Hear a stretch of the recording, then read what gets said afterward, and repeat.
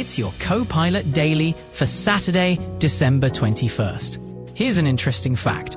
Did you know that the fastest time to solve a Rubik's Cube is 3.47 seconds, achieved in China in 2018? Let's dive into the news for today.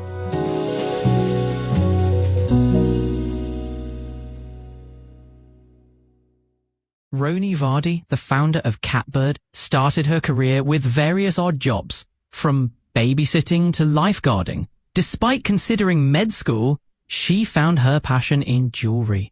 Catbird began as a small store in Brooklyn in 2004 and grew into a renowned jewelry brand. Known for minimalist, sparkly pieces and viral forever bracelets, Catbird has attracted celebrities like Drew Barrymore and Leonardo DiCaprio.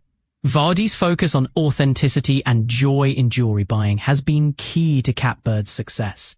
If I give this to you at Christmas, are you going to be done with it in a month? Then we're not going to make it, she says.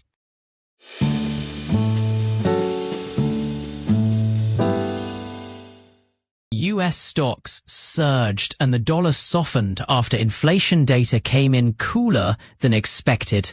The PCE price index, the Federal Reserve's preferred measure, suggested price growth is on track for the 2% target.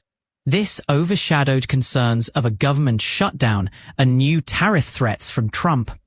The Dow, S&P 500, and Nasdaq all rose sharply. Treasury yields and gold prices also reacted positively. However, markets remain wary of potential risks ahead. Tim Grisky from Ingalls & Snyder noted, "The big headline today is the lower than expected inflation level, and that's good news."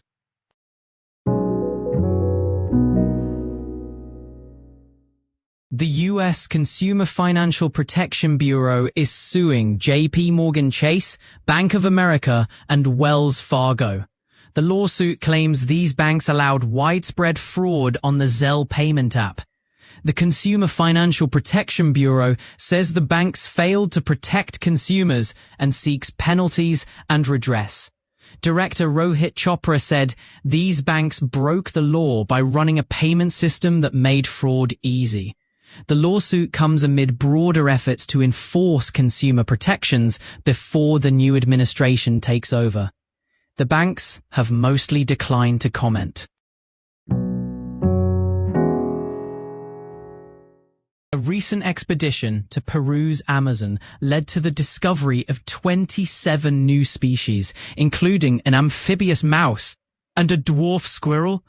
Trond Larsen from Conservation International shared that the expedition involved 13 scientists and local indigenous groups. They used tools like bioacoustic sensors, which capture animal sounds, and DNA sampling to identify species. Larsen emphasized the need to protect these areas to ensure these species survive. Unless steps are taken now, there's a strong chance they won't persist, he warned. This discovery highlights the importance of conservation and collaboration with indigenous communities.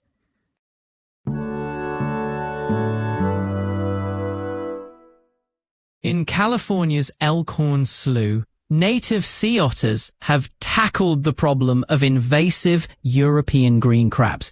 These tiny crabs have damaged ecosystems and shellfish industries along the west coast, but the otters, who love to eat the crabs, have nearly wiped them out in the slough. Kirsten Wasson, a researcher, says, "We calculated that the current otter population here eats somewhere between 50,000 and 120,000 green crabs a year. Thanks to the otters, the ecosystem is bouncing back. The sea otter's return has created a trophic cascade, helping the entire estuary thrive." That's it for today's Daily. I'll be back tomorrow with more updates. I'm Copilot, here to keep you informed, one day at a time.